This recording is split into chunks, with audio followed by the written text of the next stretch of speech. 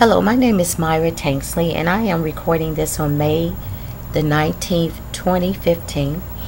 And I am the single, proud parent of a 22-year-old young man with autism. He's my only child. His name is Marquise, and he is a victim. Actually, we both are victims, but especially him.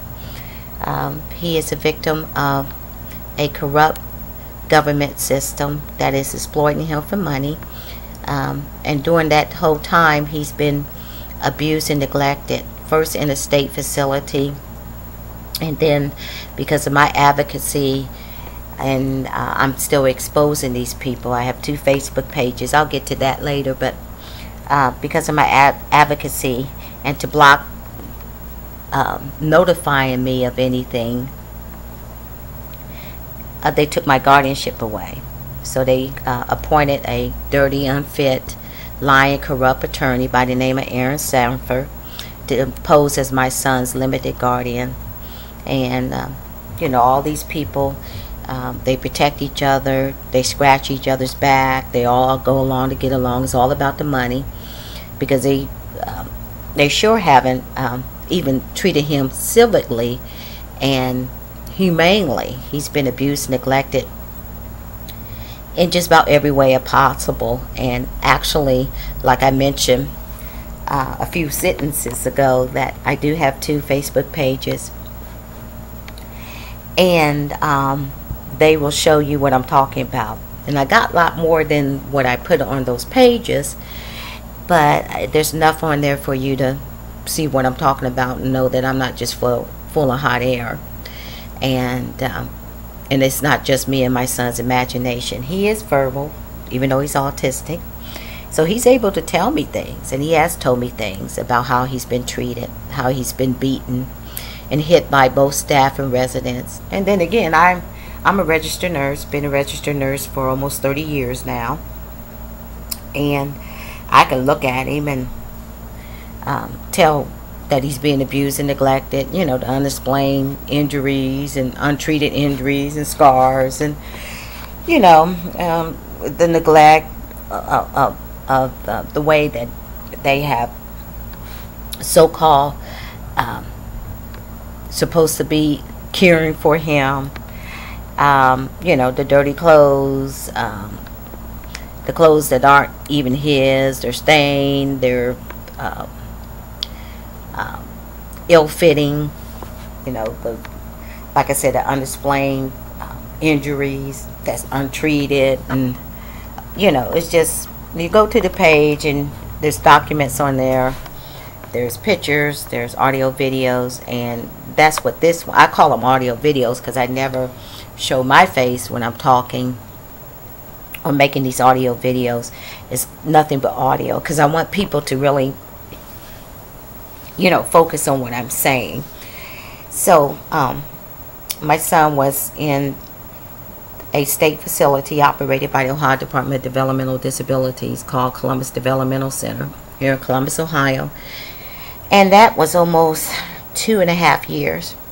I even seen him, and I am a Christian, so is my son. Through God's handiwork, I was able to see a guy, which is a employee that worked over there, big old thug, punched my son in the chest. He just walked right up to my son and attacked him and punched him in the chest and grabbed him by his t-shirt. And it was God's handiwork because the guy didn't even know I was able to see him. And God had everything just set up for me to be able to see him without him being able to see me.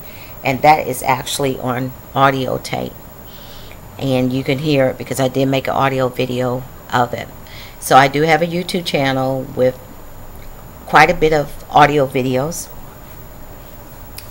And I also have these 2 Facebook pages that I created. And the first one that I created was called, and it's still there, it's still called the same thing. The first one is The Abuse and Neglect of Autistic Marquise Tanksley by the Government. And the second one is called Justice for Autistic Marquise Tanksley. And the second one kind of shows the dirty tricks and the way these sick, evil people abuse, the court and the documents. But then the judge and the court is corrupt too. There's just a big culture of corruption. And then the first one, the abuse and neglect of autistic Marquise Tanksy by the government, shows, the way that I have seen him. And it also tells how, with the audio videos, and I thank God that my son is verbal, but how he can tell me his feelings. I mean, he still has a little bit of delayed vocabulary, but I praise God that he is verbal. He's able to tell me things. And he would tell me how they were mistreating him and what had happened to him, and then how much he loved me and missed me and wanted to come home and wanted to leave. And I got hundreds of those tapes. So, but they think he's just, intellectually disabled. He ain't got no feelings, like he's an inanimate object, but he's not, because he was able to tell me a lot of things when he was over there. And he's told me some things, because I said that he had been there for almost 2.5 years. So March of this year, 2015, they put him back in the community. They will not tell me where it is, and I mean, they won't tell me the address, so I don't know where my son is located at in the city of Columbus. And that's because, and people go like, why, you're his mother, stuff. I said, no, I'm the whistleblowing mother, and they don't want me, they're afraid for me to find out any information, because I've been exposing them all this time, and I'm going to expose them because God wants me to expose them. Because when he was in a state facility, I mean, it's just so much. I'm just giving you a background. He wasn't allowed to talk to me on the phone. We did not have any phone calls because they were afraid of what he would tell me, so they were trying to protect themselves. And then they didn't want me to go over into the living area again because I'm a whistleblower. And they also only had us visiting once a week for 60 minutes, and that was also on holidays. So on, Jesus Day, which is Christmas Day, I only got to spend 60 minutes with my son. On Thanksgiving, 60 minutes. So, me and my son has been through pure hell by these sick, evil government workers. But, I have learned to step back and let Jesus fight the battles. And it's not really a battle, but just to step back and give it to him. Because one thing he does not like, injustice. I mean, God doesn't like, and I consider Jesus God, God in the flesh. He will punish sin and he will punish injustice. The book of Psalms is full of that. And I've seen him smite booties already in this situation. Me and Marquise are not alone, because I've already seen him do things that I know with nobody but God. And I've seen him put out a light, this attorney was so evil that, and when he was talking, I said, well, good Lord, he doesn't know he's offending God, talking like that, and living his life like that. And and the Lord let me know that he was going to deal with this man, and within a year this man died unexpectedly. So he's no longer around to quote him, to run over people in court and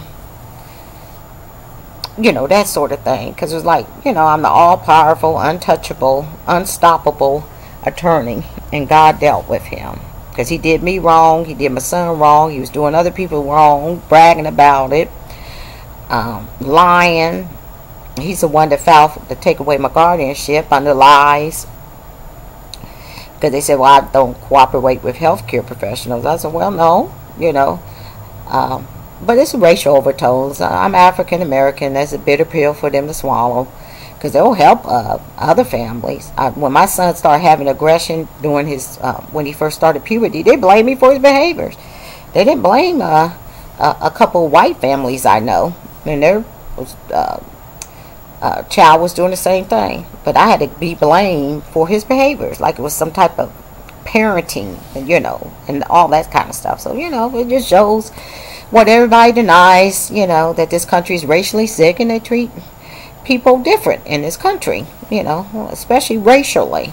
But there's other, classes that, you can see the different outcomes because of the way that people are treated differently. But definitely racial, because this country is a very sick, racist country, very racially sick. And you'll see it in law enforcement, you'll see it in government, but you also see it in the legal system too. This very sick, racially ill people. And they do have a little bit of power that they can abuse, but it's different when you're dealing with a Christian, because we could fight our battles on our knees, and we just step back and hand it to Jesus and watch him go to work, because he ain't gonna never be on your side when you're sinning and mistreating people, and because that's affront to God. That is something that God will not tolerate, and he ain't never going to be on your side when you mistreat helpless people like my son. So he came back out into the community, because it's May 19th, 2015, so that's what, April, May, about almost a little over 2 months ago. And they got this home DD staff, and DD means developmental disabled staff, called I think it's consumer services or whatever, but you can actually see the name of this company that he's forced to live with 24/7. And since March 2015, since he's been discharged back into the community and moved into this location that they won't tell me about, they're too afraid for me to even see what it looks like, because they know how I'll expose it. He's been choked by staff. They have increased the thorazine to 900 milligrams, put him on lithium. He had to go to the hospital because his finger that got injured also became infected. They had promised that they were going to allow us to start having phone calls every Monday and Thursday. Sometimes my son calls on Mondays, sometimes he calls on Sundays, sometimes he doesn't call at all, which is what this audio video is about.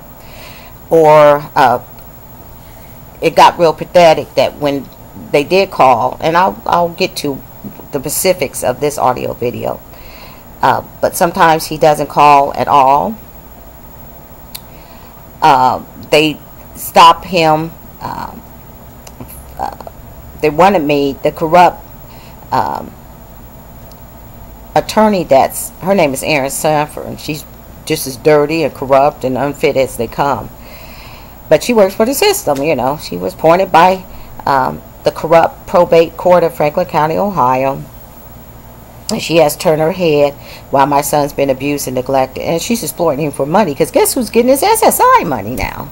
She is, So that's what it's all about. Because you can look and see I'm not full of hot air. That's why they hate me. I said, because I'm an evidence girl. I like to back up what I say. I don't just sit up and make up, sick things on sick, evil people. I don't have to. And nobody really has to.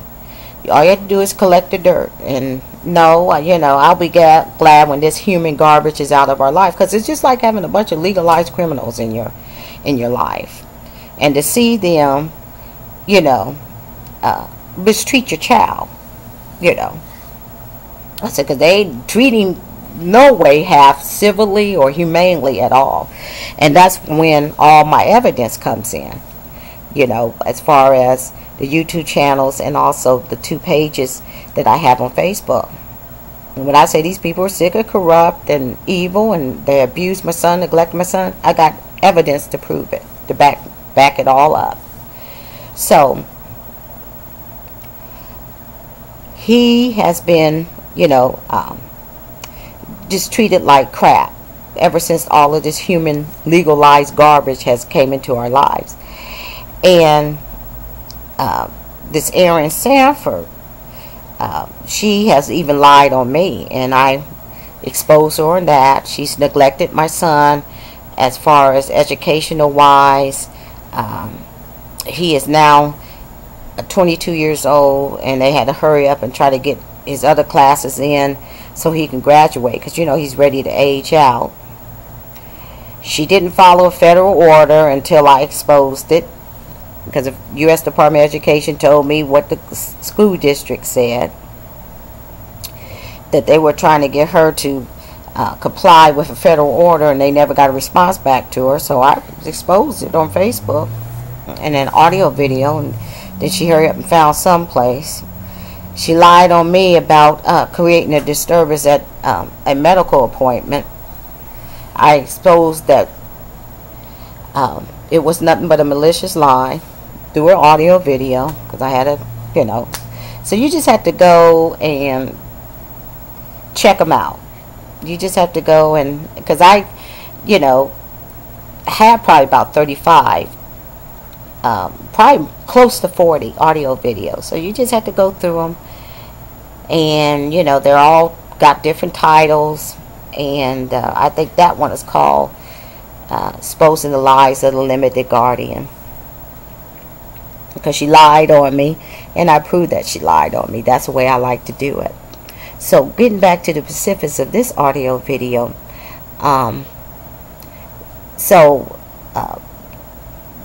she's so dirty, and this is how God can backfire things on you, because the Bible tells us that He'll make those people fall in their own trap. The traps they set for you will catch them. They'll be caught in their own trap. And the Bible also tells us no weapon formed against you will prosper. So she had picked this paid supervised visit agency, and she wanted me and my son to visit there. Now, I didn't think it was appropriate. I said, because for one thing, we're not an abuse and neglect case. I don't need supervised visits. But I know why she chose it, because she wanted these people to write up our visits and send it to. It was just a dirty trick that she was going to try to use to build up something against me. And then you had to pay, like if you spent more than an hour visiting, you had to pay $30 each hour. The first hour you didn't have to pay for it, but after that you had to pay $30. I said, what? You know. And it was really for like abuse, neglect case, or when the parents are trying to have the visits, but they can't have them together, like custody cases and that sort of thing. It wasn't really appropriate for me and my son's situation. And you know, it would be like, you know, a father wanted to visit their child and wasn't getting along with the mother, so the mother had to drop the child off like 15 minutes before the father would get there. That's the kind of place it was. But I thought it was a dirty place, because I said, you know, they're milking and making money off of, you know, family situations and stuff. So anyway, I did go the first time, and that was on March the 15th, 2015. And since then, I haven't seen my son again. And like I said, he had been choked, he's been had an injured finger that got infected, had to go to ER to get it treated. He told me he was throwing up. You know, there's no telling what he looks like, you know. So I'd seen him March the 15th, and then it was scheduled for March the 22nd. Well, they didn't bring him up there March 22nd. They lied on my son and said that he punched a hole in the wall, because when I talked to my son on the phone, I asked him about it, he said, I didn't punch no hole in the wall, and I believe my son. But they lied and didn't bring him up there. And then after I talked to the staff, I said, well, this ain't the place, you know, really for us. And they said, yeah, you know, well, this ain't, because they had called the staff, because when my son didn't come up there March the 22nd, I said, you know, I'm suggesting that you call, because I don't have his number, I don't have his location, I have no way to contact my son or see my son.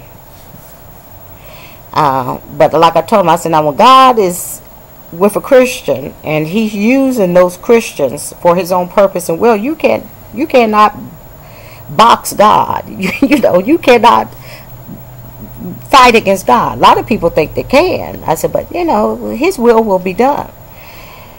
So, you know, I said, well, you know, I want to know, is he coming or not, you know, because he's supposed to be here. And the boy said, well, nobody even told us that y'all were going to be visiting. But he, you know, had still let me in. And so the female that worked up there, she called, and I heard her, you know, she went into the other room, closed the door, but I could still hear her. And she said, well, this ain't the place for them to visit, because we're not set up like that. So, you know, after she finished with the, and it was the staff that she was talking to, the home agency, DD staff. And she said, well, I don't think this is the place for y'all to visit. I said, well, I could have told you that. I said, because we're not custody or abuse, neglect case and all that. But, you know, the boy had told me that on March the 15th, before my son got there, because he did come that day. They did bring him that day. He said, well, we write up visits and send it to court. So they work for the court system, you know, and they get paid for it, you know, and they get paid by the parents.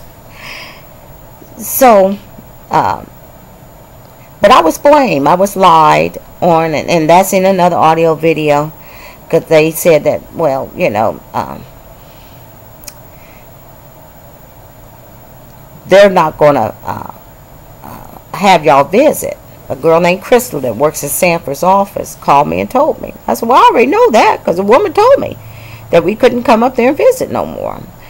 Then when they had called me, and another phone call from the same girl named Crystal, she said that she lied and said that I was unwilling to go. I said, well, you know, I said, well, you know, if a person's unwilling to do something, they don't do it. I can't be unwilling if I went up there March the 15th to visit my son. I said, plus, you know, I said, this silly girl, because Sanford has her call me, and, you know, but she hasn't called me since I exposed her. I have never heard anything else from Crystal, because I made an audio video of it. I said, you know, can't she remember that she had called me before that and said that Sanford wanted me to give her the give me the message that this place was terminating our visits, and you know, and you could hear me on the tape saying, well, you know, I know that, because the woman had told me. And then they lied and said that my son had called me on Easter Sunday, and then lied on me. They lied on him when they said that, and then they lied on me and said, well, I wouldn't answer. So I just posted my call records, because on Easter Sunday, my son did not call me. I didn't receive any phone calls, and it's right there on my call record. So this is the kind of lying government filth that we have in our lives. But the Lord said, vengeance is mine, I will repay. And that's what, you know, I have seen him do.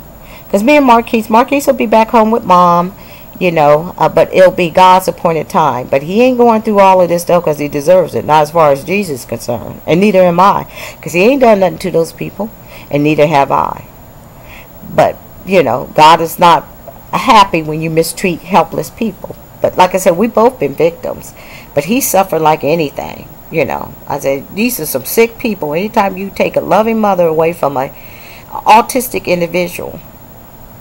And I said, I report it because it's supposed to be reported, you know, but they're used to doing this stuff, sweeping it under the rug and hiding it from society. There's a lot of dirt that's done behind closed doors, but not this time. I said, I'm going to report it as long as I believe the Lord wants me to report it. And in spite of all the restrictions, I've still been able to put out all this evidence. So I know God is in this. But, you know, he'll tell us, this is what your role is in this, and then you step back and let me handle the rest of it. So, on May the 17th, because like I said, they said we could talk every Monday and Thursday, but, you know, half the time my son doesn't get to call me, because I know his love for me, and as much as he misses me, and I got hundreds of audio of him saying that, you know, I mean, on tape. I have, you know, I was taping his conversations, I still do, when he talks to me. I was doing it when he was in the state facility, because I want people to know he ain't just a inanimate object without any feelings. He's got, none of them are, whether they're verbal or nonverbal. They have feelings. They're not just, something that don't feel or anything like that. But my son, like I said, praise Jesus, is able to verbalize his feelings. So I know if he's able to see me, he's going to be there. If he's able to talk to me, he's ecstatic to talk to me, so we can discuss, his feelings and I mean, who else is he going to vent to? And then these, lying, legalized criminals, they hate me so much, so they try to slander me.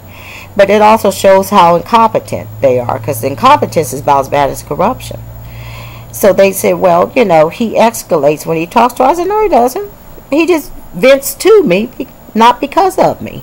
I said, but, when you're treated like pure crap, and you got a mother that loves you unconditionally, you're going to vent to her.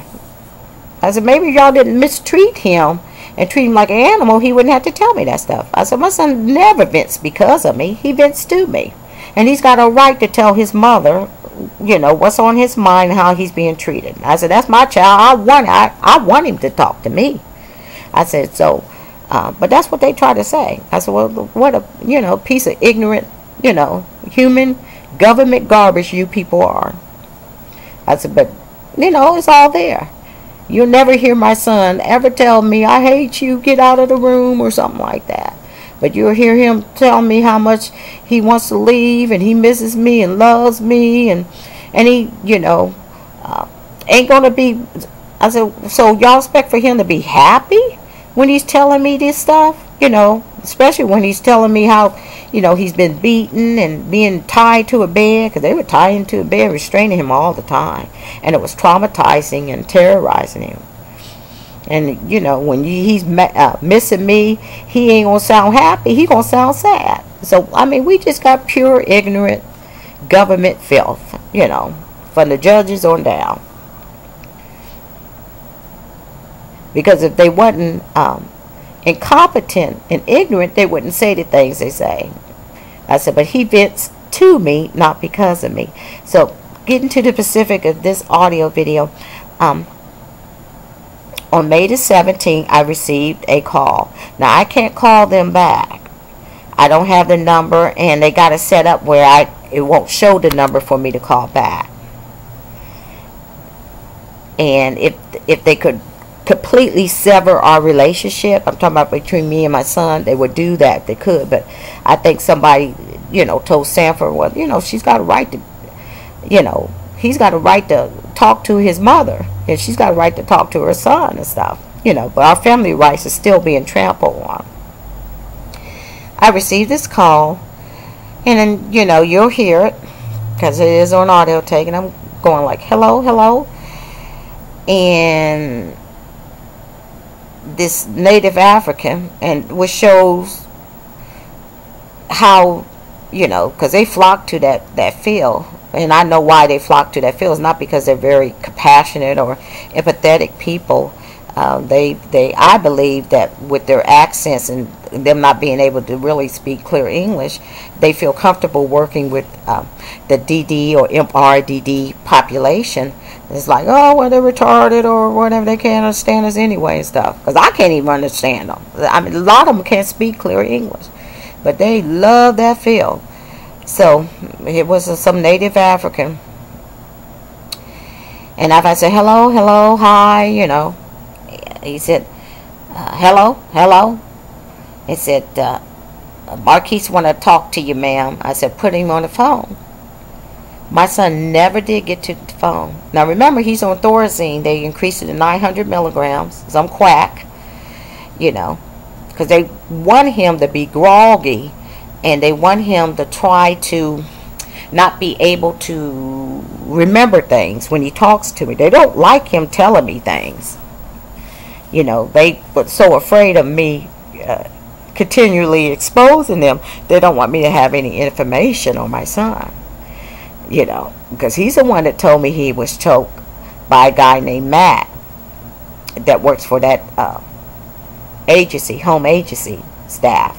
He's the one that told me that he had to go to the hospital because the staff was told not to tell me anything. Don't talk to me, you know, because this woman, you know, she's a whistleblower. So don't tell her anything. But my son's the one that told me that he had to go to ER, that he was throwing up because of the medication, and that his finger had got infected after it was injured. So they don't want him, you know. So they're really trying to make him like a zombie. And they don't want him expressing his love for me, you know. Because when he misses his mom, of course he gonna get angry. Of course he gonna get sad. They want him to be happy while they abuse him and neglect him. I said, this is some sick government filth. Aaron Sanford, I think it's called Consumer Services or Consumer Support Services. That's the home DD agency. Franklin County Board of Developmental Disability, Ohio Department of Developmental Disability, Disability Rights Ohio, Ohio Highway Patrol, Ohio Attorney General Mike DeWine, and Ohio Governor John Kasich. You know, because they all have abused my son, either directly or indirectly. And then a probate court of Franklin County, Ohio. And Attorney David Belinky, but he was the attorney that God put his light out and showed me that he actually put his light out, because he made me get the paper that day and there was that man's name in the obituary. But Aaron Sanford is the one that's posing as his limited guardian. She's just as unfit. And go to the YouTube channel and look for that audio video where she even admits to me and another attorney that she's unfit, because she said, I can't handle mental health caseloads or those types of caseloads. And I thought that was like very significant when I heard it, because I'm going like, what in the world are you letting that corrupt court appoint you as a guardian and you can't handle caseloads? And she ain't lying either, because she dropped the ball on a couple things. You know, like I told you about the federal government and U.S. Department of Education, and she dropped the ball on a couple of those things, and now she's trying to, you know, rectify herself after I expose it. She's a liar, she's unfit, she's corrupt, she's incompetent, she, you know, ignores the abuse and neglect of her so-called ward, you know, my son and stuff. She's exploiting him for money. I mean, it's just sick. I said, we got legalized human garbage in our lives that practice legalized abuse and neglect. And so to get a background, you really need to go to those 2 pages. I try to give it in all my audio videos, but you know, usually it's what makes my audio videos so long by the time I give a background, because I know everybody might not have heard the background. They might not have been to the pages on Facebook. They might not have listened to the other audio videos. So I try to give a background, and it makes my audio videos very lengthy. So he never did come to the phone. And I said, hi, hello, hi, hello. And then all of a sudden, it's like I heard my son in the background. I just heard a little bit of whimpering, but you have to really listen. And then I heard like well, you'll hear it when I play it, like fresh, like the window, like it was a rush of wind coming through a window. And then it hung up. But he never got on the phone. But as I was waiting for him to get on the phone, because it only lasts like 45 seconds. And when I said put him on the phone, you know, I said, hello, hi. And I could hear like a muffling sound, or like somebody was crying and muffling herself. And then I heard a window, like a rush of wind And I said, what? You know, especially after they hung up. I said, well, maybe he was in a car. I mean, was he passed out or too groggy to get to the phone? Because my son loves his mother and mom loves him too, but he loves me.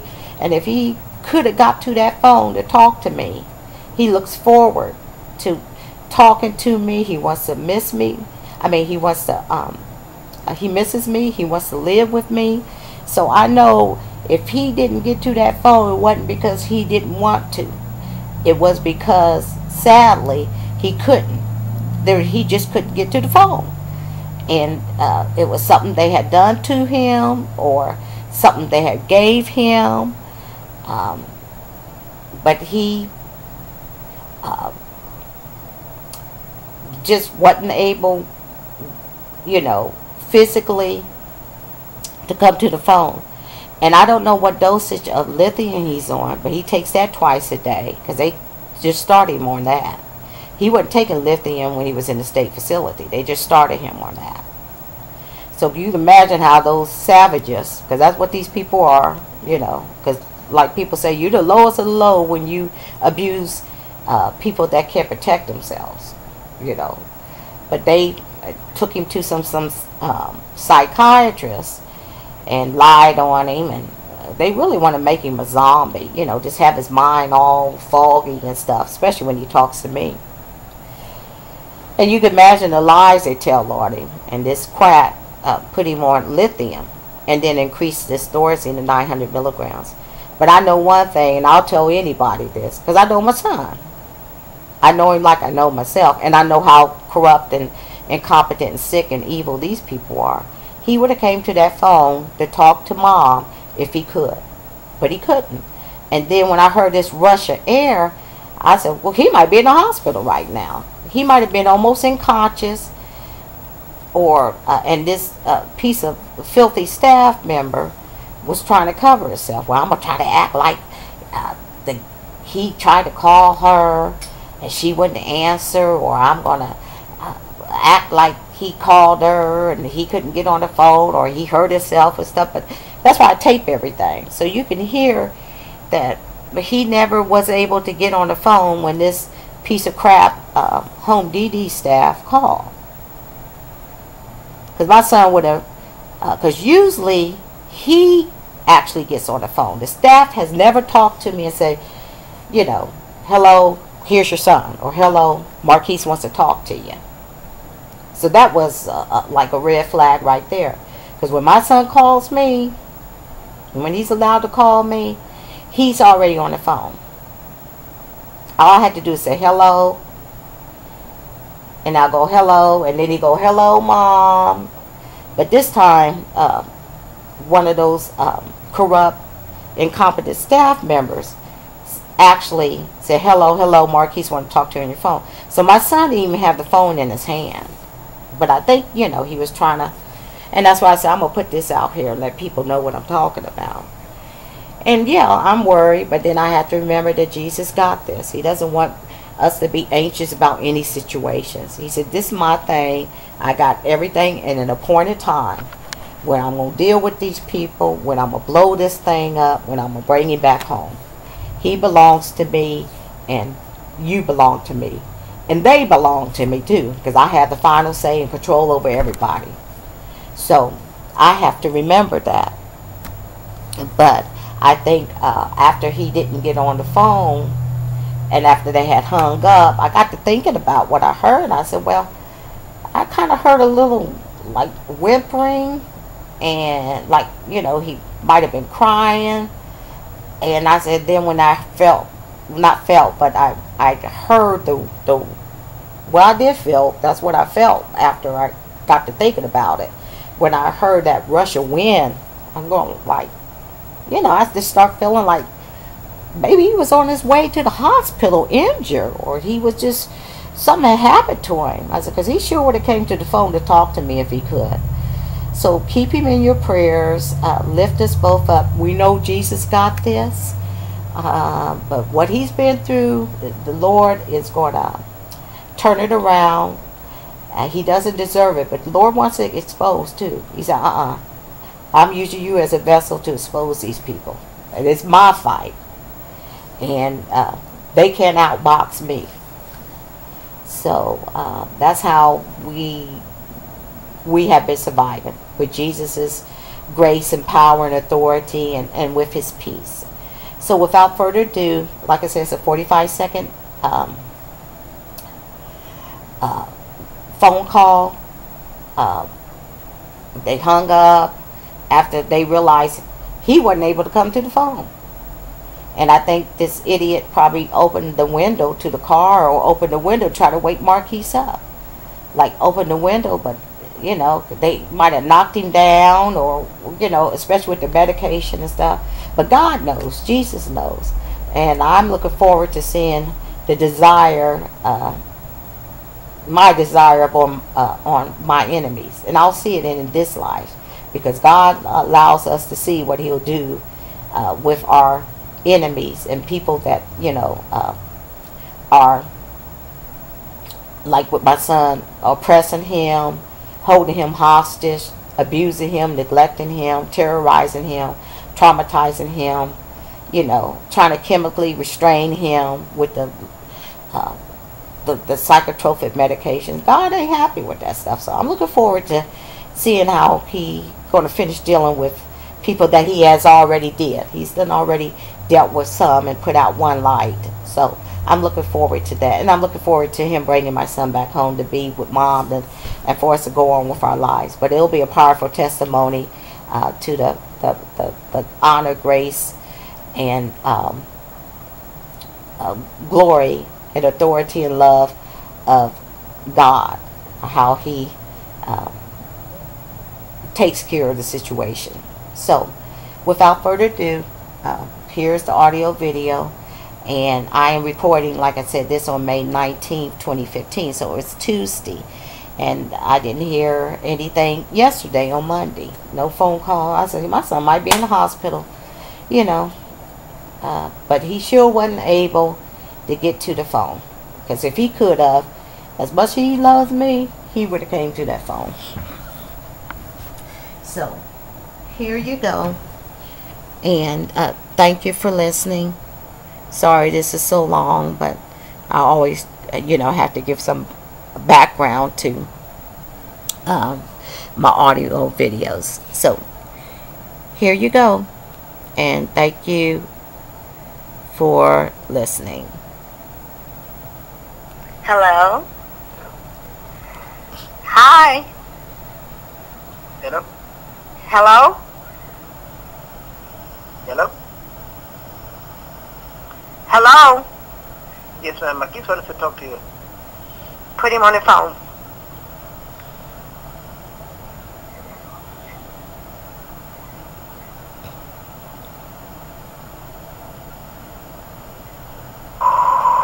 Hi? Are you there?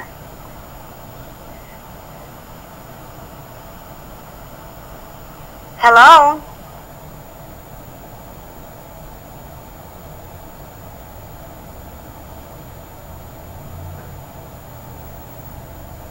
So there you have it. And I believe my son was unable physically to talk to me on the phone. I think this home DD staff member made a mistake, or and then try to, you know, say that, you know, try to turn it against me and my son. But I believe that he probably had my son so groggy that he was almost like unconscious, and was unable to physically come to the phone. And then you heard that shh noise and stuff, like he had turned some air on or turned something up. But my son, it was just pure silence.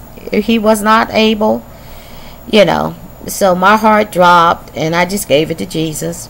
He said, you know, I'll take care of everything, you know. And he said, you're right.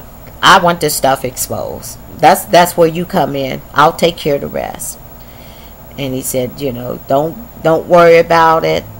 But the big thing is that when they take your guardianship away, but they love that they don't have to tell me when they have to take him to the hospital because they done abused him and neglected him so much. So a lot of people don't understand that. I said, well, it's a dirty trick. They really don't want you to be a guardian if you're going to be a parent that's going to expose them. Now, if you sit back and sweep it under the rug and stuff, you're not a threat to them. But they don't want me to know anything. They're so afraid to even let me find out where he's living and what the place looks like. And they won't let me go over there and stuff because they don't want me to be able to keep exposing their abuse and neglect of my son. So there you have it. Like I said, keep us in your prayers. Everything's going to be all right. Marquise is suffering. I'm feeling his pain. I've been through a lot as a mother.